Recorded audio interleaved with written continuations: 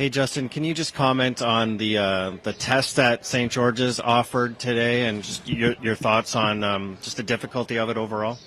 Yeah, I think it's very old school in that way, in the sense of it's not like you don't step up on a hole and feel like anything's tricked up or you're not going to know what you're going to get. I mean, some of the fairways are very generous, and some of them are tight, but they have a lot of undulation to make them sometimes shrink, and the greens are extremely severe. So, I mean, as many wedges and short irons as I had in today, I would normally be very pissed off, to be honest, with the one under. And I mean, not that I'm pleased by any means, but I'm definitely, put myself in a decent position.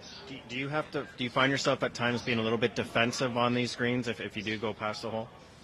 You definitely can. It puts a premium on ball striking and controlling your distance and controlling where you are. I mean, this place is very similar to how Southern Hills or how Augusta can be, and very similar to how next week is, to where pin high isn't always the answer. A lot of places you want to be pin high, be right next to it, but pin high for the most part out here is going to give you the severest breaking putt. So sometimes you want to be a little under on one direction of the hole, and not often you want to be past, but sometimes you do. And it's really just about getting very specific in terms of the numbers you want to hit and where you want to leave the ball. Justin, can you just get your reaction to the PGA Tour suspending the players that are over in the LIV now? Yeah, I mean, I'm pleased. I think anybody that's shocked clearly hasn't been listening to the message that Jay and everybody's been putting out. They took that risk going into it, whether they thought it was a risk or not. And like I've said the whole time, I have great belief and great confidence in the PGA Tour and where we're going and where we're continuing to grow to. And those guys just aren't going to be a part of it. With the Open next week, there's bound to be some players there that you have to run into. Do you think it will be an uncomfortable atmosphere, or what will that interaction be like, do you think, with Phil? I don't know. I mean, I saw DJ last week at home, and it was fine.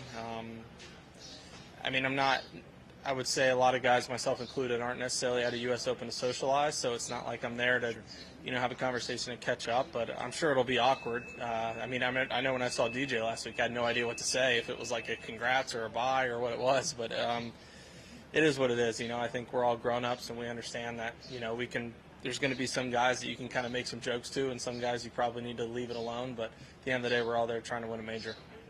Thank you. What's your level of concern that there'll be others to follow to the Saudi League? I mean, you don't know. They're obviously throwing so much money at people that it's very hard to turn down. I mean, I don't care what you say in terms of that people play for different reasons. It doesn't matter who you are, what it is. Everything has a number, and they're reaching that number for some people. And I hope that they don't get others. But I think a very strong core group of us is very stable and firm in our position, and I hope that it stays that way. Thanks. Thank you.